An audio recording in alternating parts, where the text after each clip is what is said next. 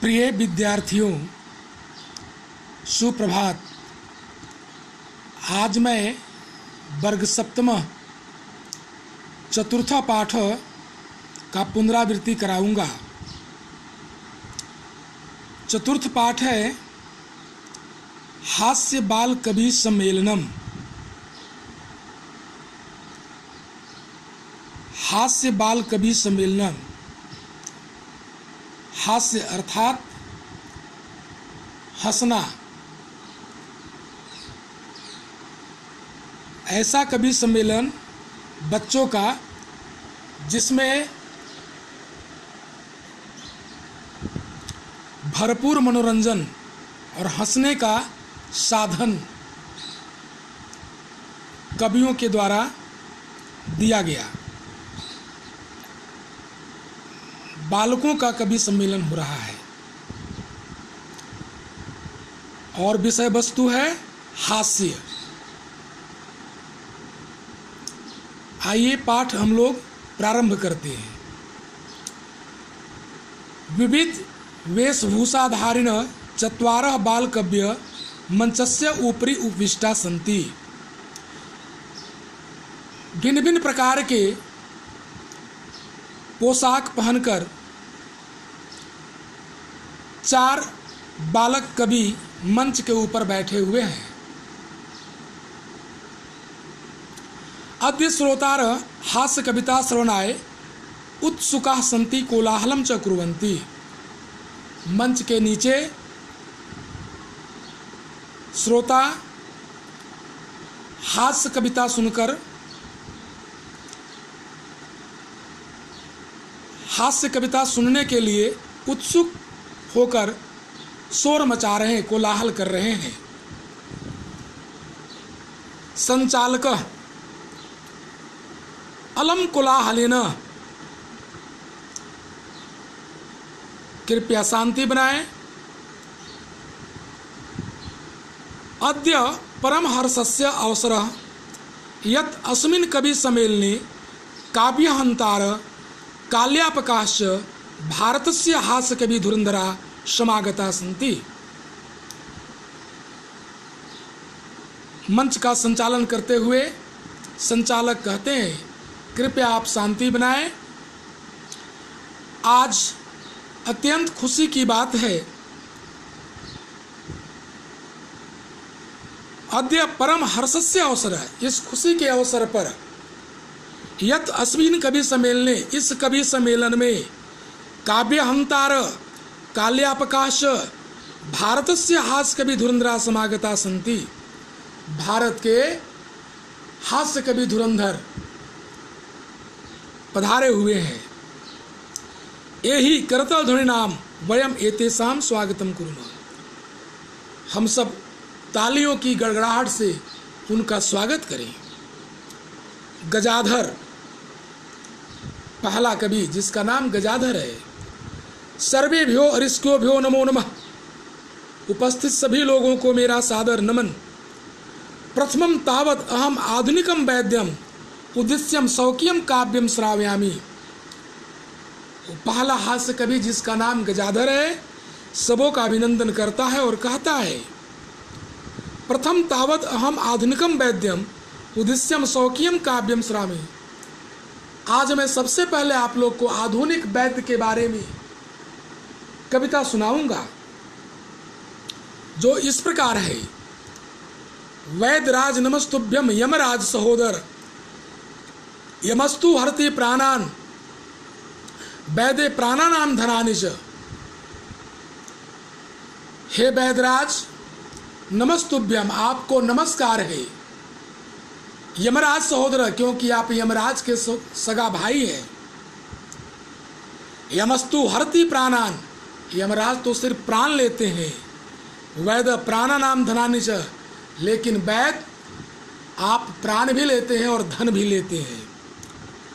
सर्वे ऊंचे हसंती, सभी लोग वहां जोर से हंसते हैं।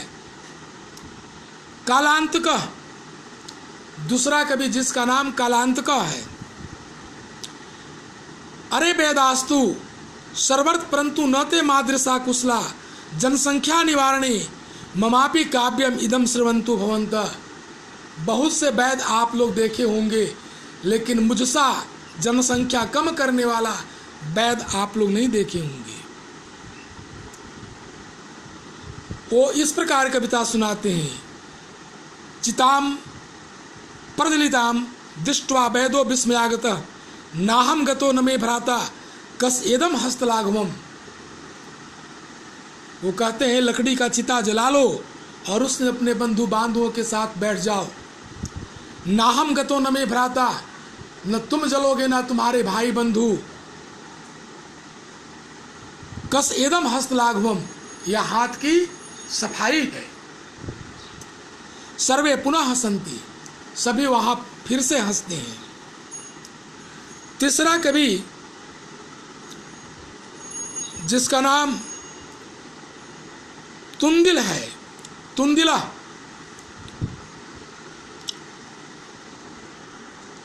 तुंदस्य ऊपरी हस्तम आवर्त्यन, अपने तोंद पर हाथ घुमाते हुए तुंदिलो अहम भो ममापि इदम काव्यम श्रुताम जीवने धारताम च। सुनो, मेरी कविता सुनो और उसे अपने जीवन में धारण करो। उनकी कविता इस प्रकार है। प्राणम प्राप्य दुर्बधे मां शरीरे दयाम कुरु। संसार में पराया अन्न बहुत मुश्किल से मिलता है, इसलिए अपने शरीर पर दया मत करो। प्राणम दुर्लभम लोके शरीराणि पुनः पुनः। प्राणम दुर्लभम लोके, पराया अन्न संसार में बड़ी मुश्किल से मिलता है, इसलिए अपने शरीर पर दया मत करो। प्राणम प्राप्य दुर्बधे मां शरीरे दया कुरु।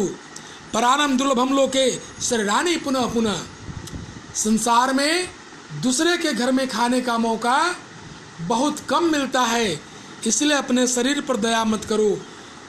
पराया अन्न बहुत मुश्किल से मिलता है, शरीर तो बार बार मिल जाएगा। सर्वे पुनः अट्टहासम कुर्वन्ति, सभी फिर से हंसते हैं। चौथा कवि है जिसका नाम चावर्क है। आम आम शरीरस्य पोषणम सर्वथा उचित में वह, वो कहता है हाँ हाँ, शरीर की रक्षा करना सर्वथा उचित है।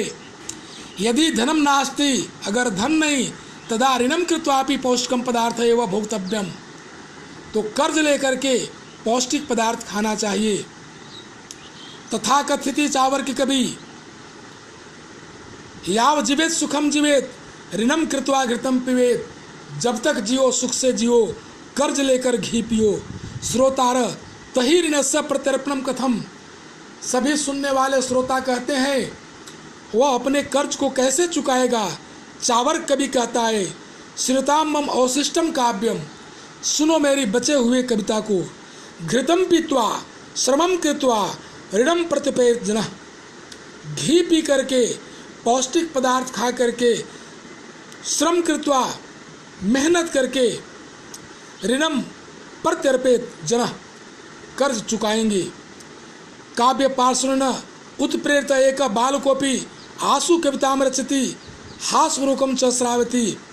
इन चारों कवियों की कविता सुनकर के एक बालक जो आंसू कवि की तरह स्वयं अपनी कविता वहाँ बनाता है और कहता है बालक, श्रुताम श्रुताम भो ममापि काव्यम, सुनो सुनो मेरी काव्य को सुनो।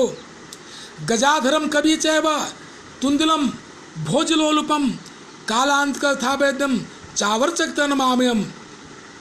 गजाधर कवि जो है वह वैद के समान, वैद के समक्ष, वैद के संबंध में कविता सुनाता है और कालांत का उनसे भी महान वैद के रूप में जनसंख्या कम करने की कविता सुनाता है।